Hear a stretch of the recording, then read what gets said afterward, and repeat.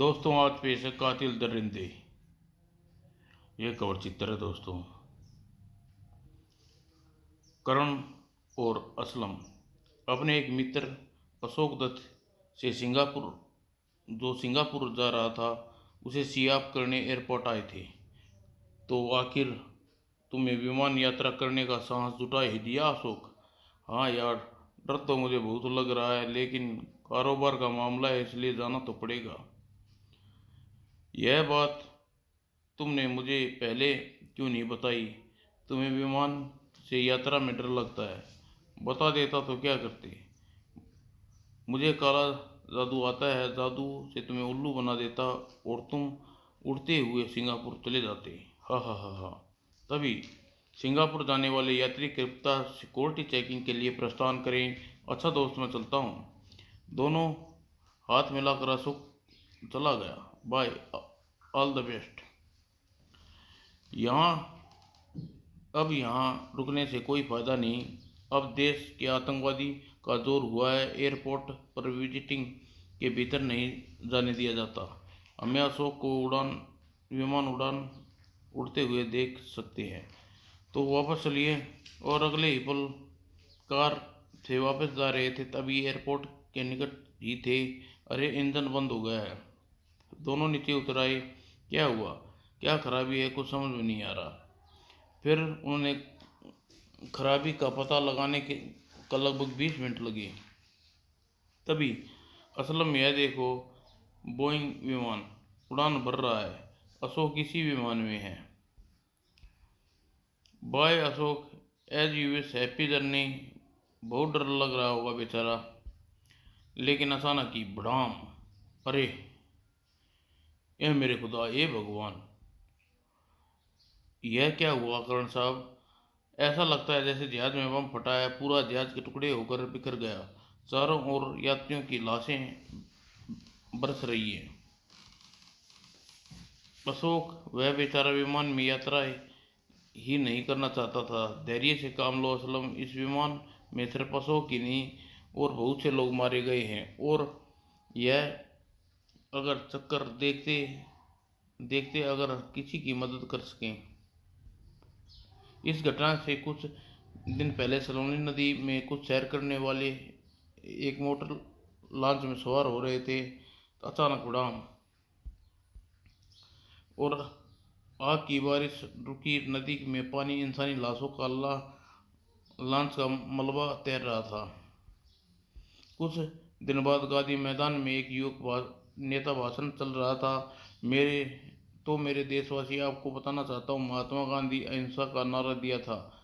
और तभी अचानक एक दिशा से रॉकेट नुमा चीज उड़ती हुई आई और तभी बढ़ा। और पल भर में सैकड़ों इंसान मांस के टुकड़ों में परिवर्तन हो गए। यह घटनाएं को देखकर secret service chief general Yadav Karn को ऑफिस में बुलाया। हमें इस हिंसा को रोकना होगा कर्नल। हिंसा की इन घटनाओं ने हमारे देश को शत्रु देश का हाथ है। विदेशी ताकत आतंकवादियों की आड़ में अपना काम कर रहे हैं। तभी वो इमरजेंसी संदेश, P yes, agent 9 here sir. आपको संदेश ठीक है, किले में बहुत बड़ी गड़बड़ है। मेरा साथी एजेंट 5 गायब हो चुका है। तो तुम फौरन ही वापस आ जाओ, मुझे तुम्हारी जानकारी चाहिए। ओके सर, मैं शाम तक पहुंच जाऊंगा। और एजेंट 9, जिसे कर्नल यादव ट्रांसमीटर पर बात की थी, वह मोटरसाइकिल पर सवार होकर रास्ते से गुजर रहा था। जनरल मेरी प्रतीक्षा कर रहे होंगे। तभी आकाश से एक बाज उड़ता हुआ दिखाई दिया और एक बार मोटरसाइकिल के सिर पर से गुजरा, फ्यूं, और तुरंत ही तुरंत ही घूमकर वापस आया। और बात चेहरे से हटाने के चक्कर में दोनों हाथ हेडलाइट हैंडल से उठा लिए गए थे और मोटरसाइकिल का संतुलन बिगड़ गया और एजेंट 9 का शरीर चट्टानों से टकराता हुआ लाखों हजारों फुट नीचे जाकर गिरा। वो कोई हिस्सा में बट गया था। जनरल यादव इस घटना के बारे में बहुत उदास हुए। सब कुछ खत्म हो गया कर्नल। एजेंट 9 महत्वपूर्ण रिपोर्ट लेकर आ रहा था। कुछ मुझे भी बताइए सर, एजेंट 9 कहाँ तैनात था और क्या रिपोर्ट लेकर आ रहा था? एजेंट 9 5 रोथरगढ़ में स्थित एक किले में तैनात था कर्नल। उस किले में के मालिक महेंद्र सिंह नामक एक व्यापारी है, इसलिए हमें संदेश था महेंद्र सिंह आतंकवादी को हथियार सप्लाई करता है। वो यानी विदेशी एजेंट? हाँ कर्नल। एजेंट 9 की मौत के बाद ही विश्वास हो गया कि महेंद्र सिंह विदेशी एजेंट है। नंबर 9 ने उसका महत्वपूर्ण राज जान लिया था होगा, इसलिए उसकी हत्या की गई। और अब नंबर 9 का अधूरा काम तुम्हें पूरा करना होगा कर्नल। आप आदेश दे सर, मैं उसे पूरा करूंगा। लेकिन अगर आपको विश्वास हो चुका है तो किले पर रेड क्यों नहीं करते? महेंद्र सिंह को गिरफ्तार कर लीजिए। नहीं कर्नल, महेंद्र सिंह बहुत बड़ा आदमी है और राजनीतिक क्षेत्र में उसकी बड़ी पहुंच है। बिना सबूत हम उसका हाथ नहीं डाल देंगे, और 9 की रिपोर्ट मिल जाती तो हम अवश्य ही कुछ कर सकते थे। तो मेरे लिए क्या आदेश है सर? तुम रोहतारगढ़ चले जाओ और किसी तरह किले में प्रवेश करके जानने की कोशिश करो कि वहाँ क्या हो रहा है। नंबर 9 ने बताया था कि नंबर 5 किले में गायब हो गया है, उसने अभी तक उसकी तलाश करना है। अगले दिन करण अपने सहायक असलम के साथ और सेक्रेटरी सीना के साथ राठौरगढ़ में से स्थित अपने एक गेस्ट हाउस में पहुंचा। यह जगह बहुत अच्छी है। नहा धोकर एक कमरे में एकत्रित हुए काफ़ी मंगाई और बेरा काफ़ी ले आया। सुनो भैया, यहाँ तक तफरी करने के लिए कौन सी जगह हैं? तफरी करने के लिए यहाँ सिर्फ एक झील है साहब। वैसे ज़्यादा सैलानी नहीं आते, इसलिए झील भीड़ नहीं होगी। हमने तो सुना है यहाँ किला भी है। जी हाँ, एक छोटा सा किला 250 साल पहले किसी राजा ने बनवाया था, लेकिन उस किले के मालिक महेंद्र सिंह जी हैं और इस क्षेत्र में बहुत धनवान हैं। वह किले में नौकर की पूरी एक फौज के साथ रहते हैं। हमें उस किले को देखने जा सकते हैं। किले के भीतर देखने के लिए आपको महेंद्र सिंह की अनुमति लेनी होगी। वैसे आप झील पर जाएंगे तो वहाँ से भी किला नज़र आएगा। वह छोटी सी पहाड़ी पर बना हुआ है, झील ज़्यादा दूर नहीं है। अच्छा ठीक है, अब तुम जाओ। और वह झील पर पहुंचे। काफ़ी बड़ा झील है, वह देखिए किला। उन्होंने एक मोटर बोट किराए पर ली और झील में सैर करने निकल पड़े।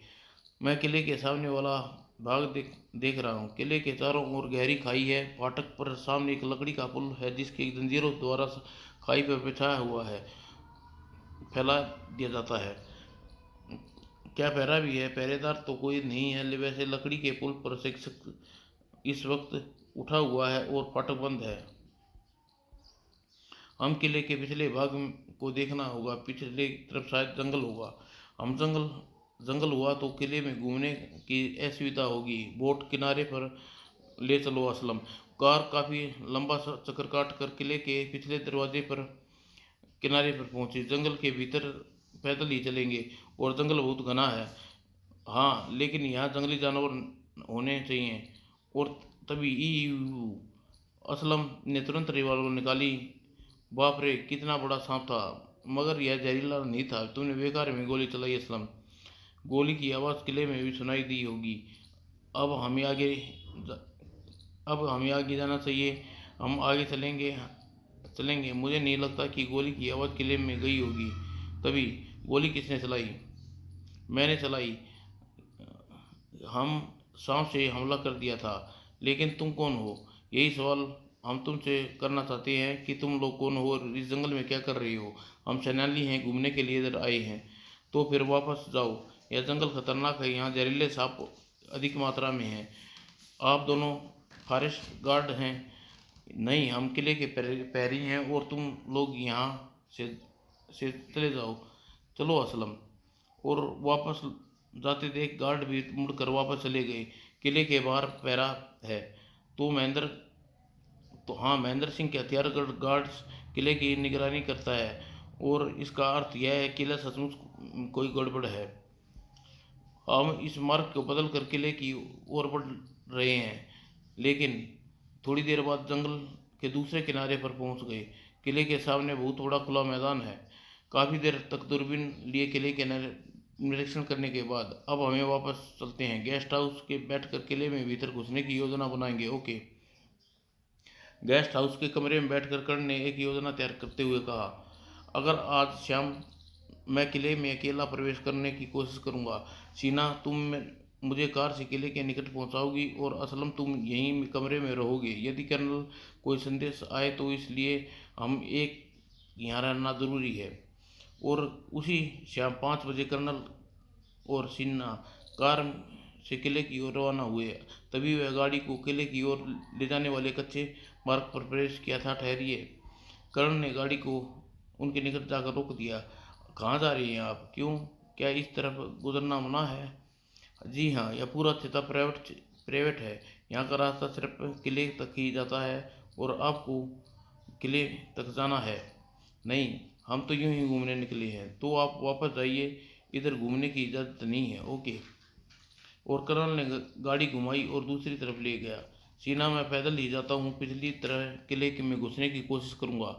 तुम यहाँ किले के आसपास ही रहो। अगर कोई 4 घंटे तक मैं वापस ना आऊँ तो तुम कर्नल असलम को स्थिति की बता देना और जो भी उसे समझे करेगा। ओके। कुछ देर बाद कर्नल झाड़ियों की ओर किले को देख रहा था। ऊपर फाटक उठा और दो गार्ड भी मौजूद हैं। अगले ही पल उसने जेब से एक पटाखा निकाला और एक लंबा पतीला लगा हुआ था। पतीले में आग लग जाने के बाद उसने उसे दूर जंगल में उछाल दिया। धमाका सुनकर गार्ड जरूर आएंगे। और दूसरे क्षण बाद धड़ाम, वह पुल बिछा रहे हैं और अब वह जंगल में जाएंगे।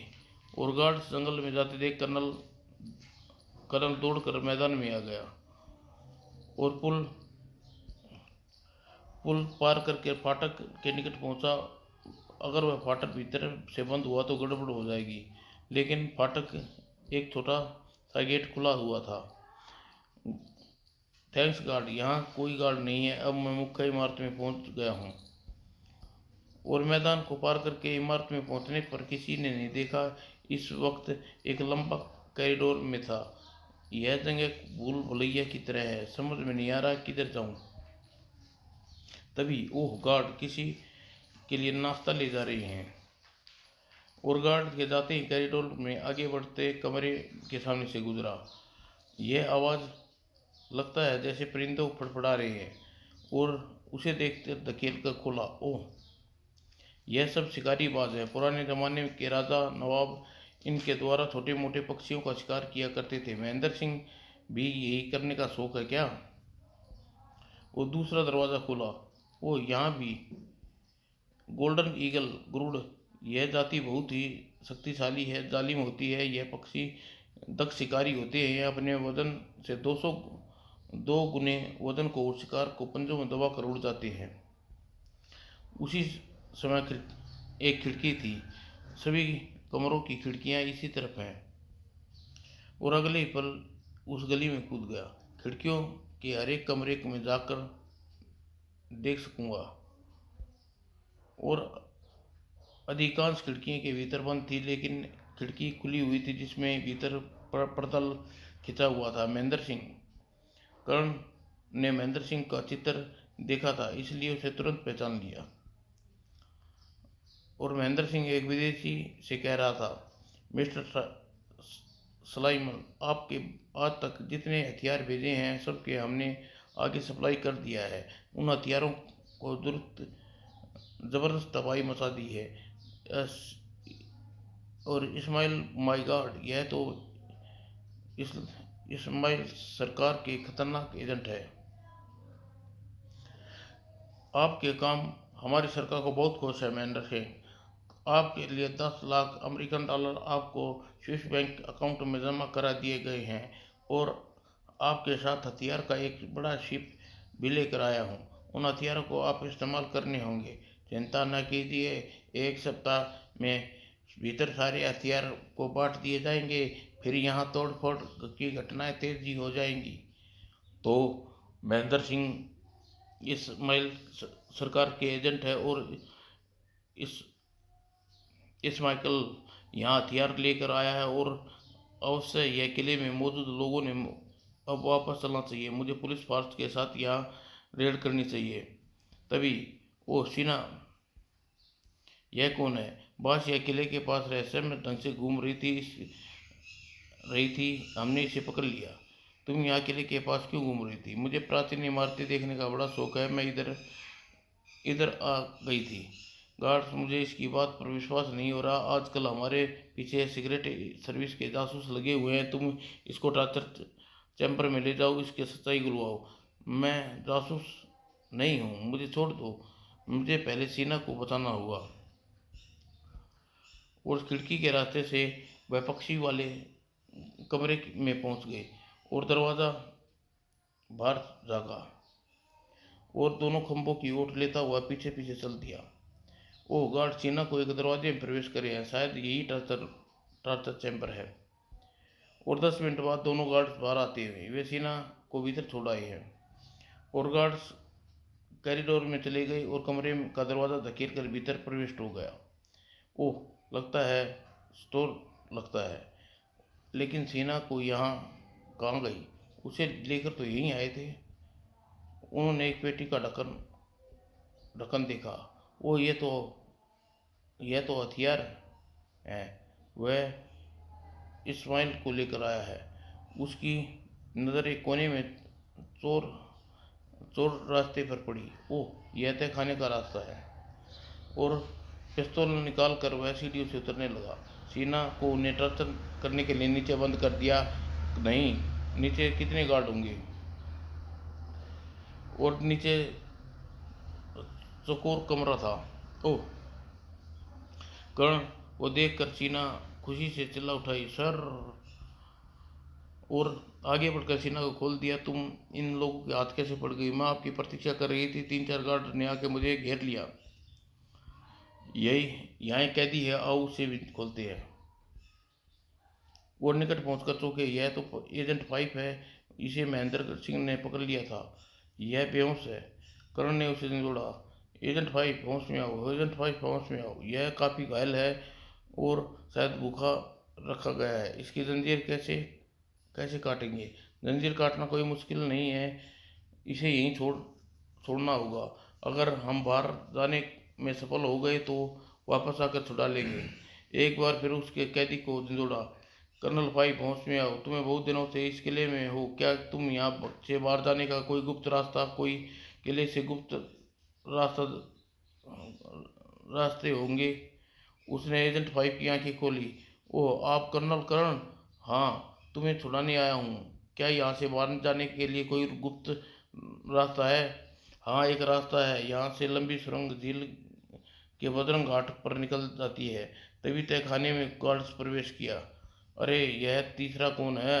हिलना मत मत वरना भूल दिए जाओगे। मुकाबला करना किसी स्थिति में नहीं है, इसलिए स्वयं को गार्ड्स के हवाले कर दिया। और महेंद्र सिंह ने के सामने सीना के साथ साथ कर्ण को भी पेश किया गया।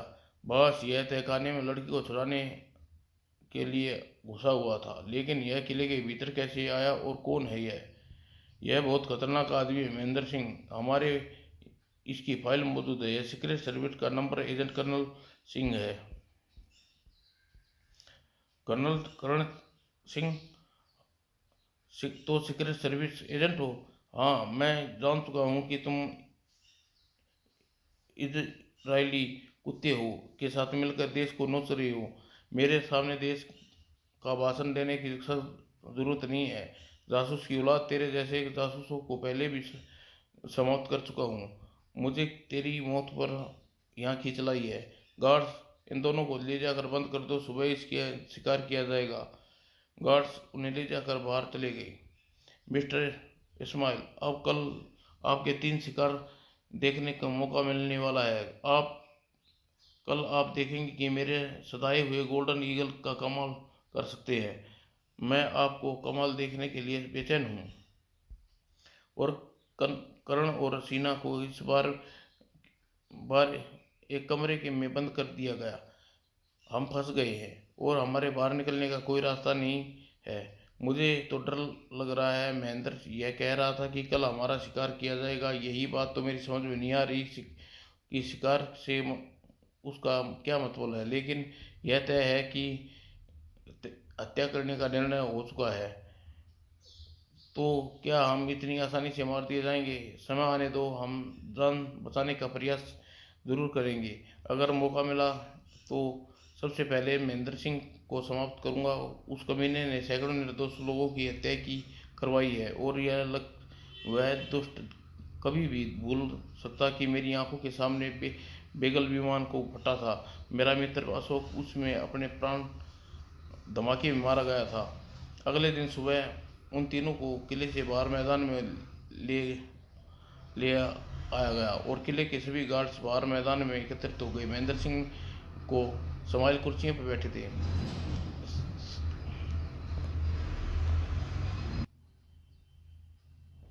आखिर यह क्या कहना चाहता है?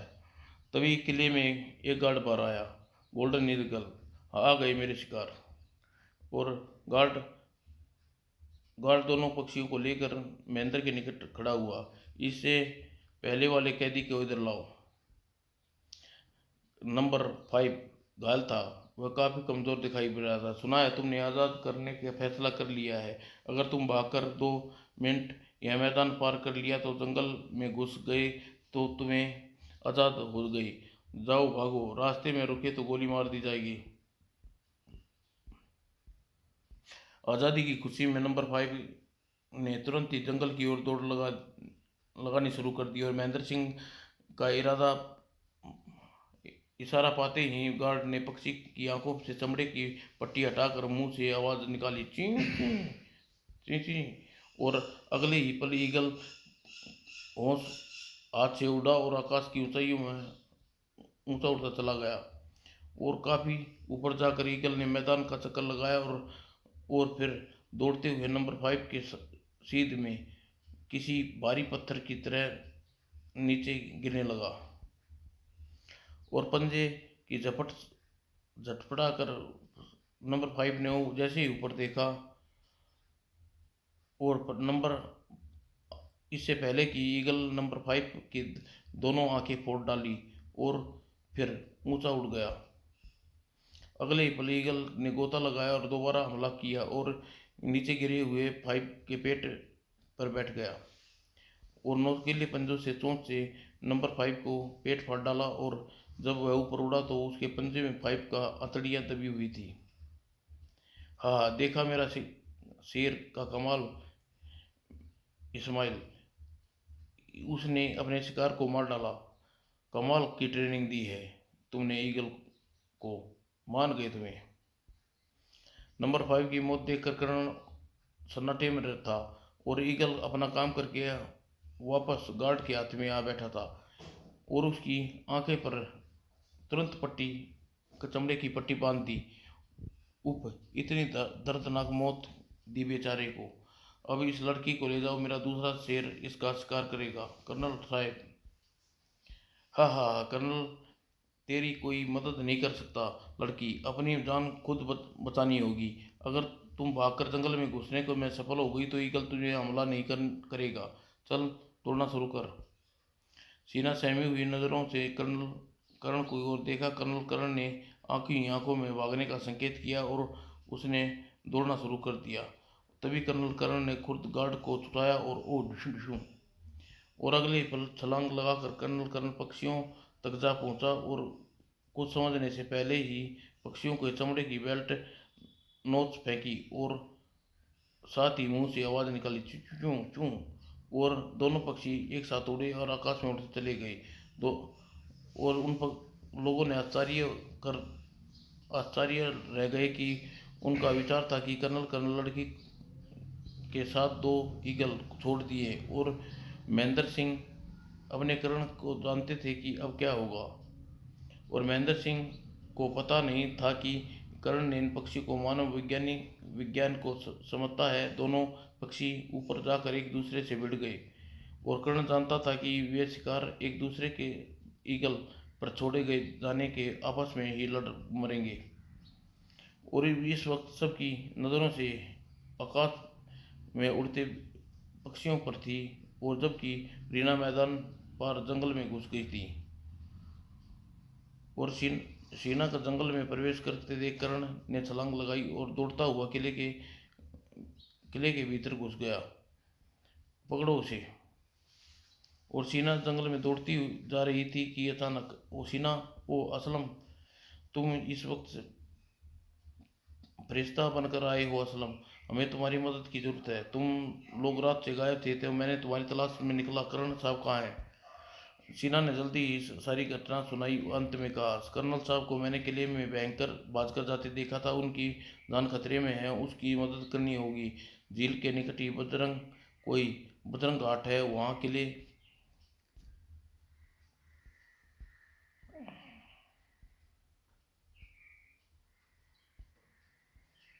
बजरंग घाट है, वहाँ किले के भीतर जाने का गुप्त रास्ता है, और वह रास्ता तलाश करना होगा।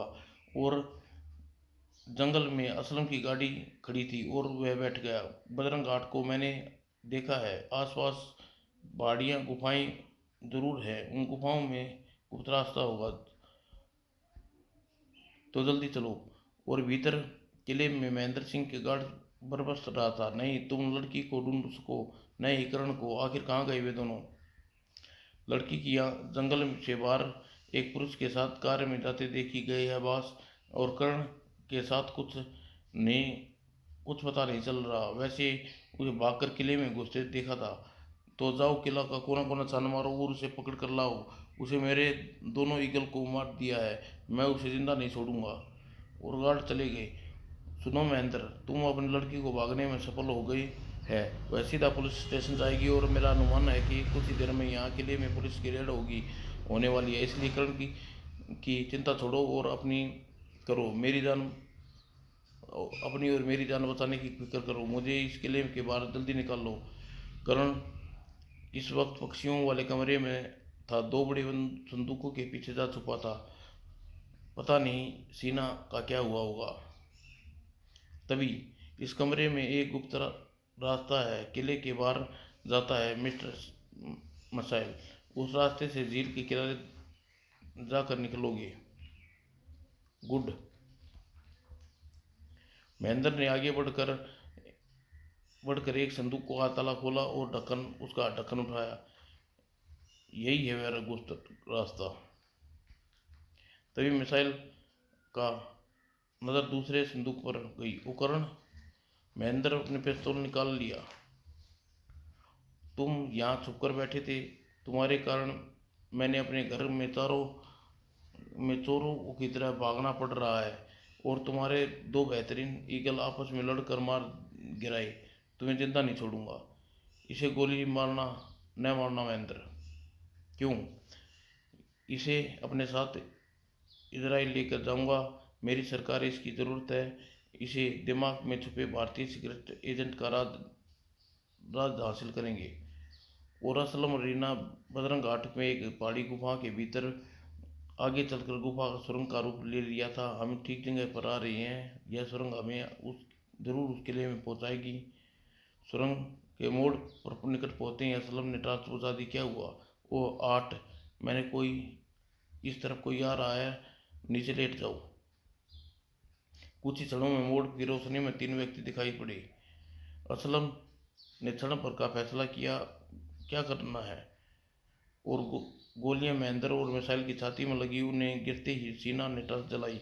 आप ठीक है ना सर साहब? हाँ। सीना, असलम, थैंक गॉड। अगर नंबर 5 ने इस रास्ते के बारे में न बताया होता तो आपकी मदद के लिए नहीं आ सकते थे। आपकी जान बचाने के लिए तुम दोनों का धन्यवाद देता हूँ। और सुरंग के बाहर आकर उन्हें तीनों पुलिस स्टेशन पहुंचे। पुलिस फोर्स के साथ किले में हमला कर दिया, और महेंद्र सिंह पहले ही मारा जा चुका था। गार्ड अधिक देर मुकाबला नहीं कर सके और आत्मसमर्पण कर दिया। तलाशी के दौरान किले में आतंकवादी की सूची भी मिली, जिन्हें वहाँ हथियारों की सप्लाई किया जाए थे। और इस प्रकार कर्ण की टीम ने देशद्रोही के बड़े गिरोह का समाप्त कर दिया। समाप्त दोस्तों।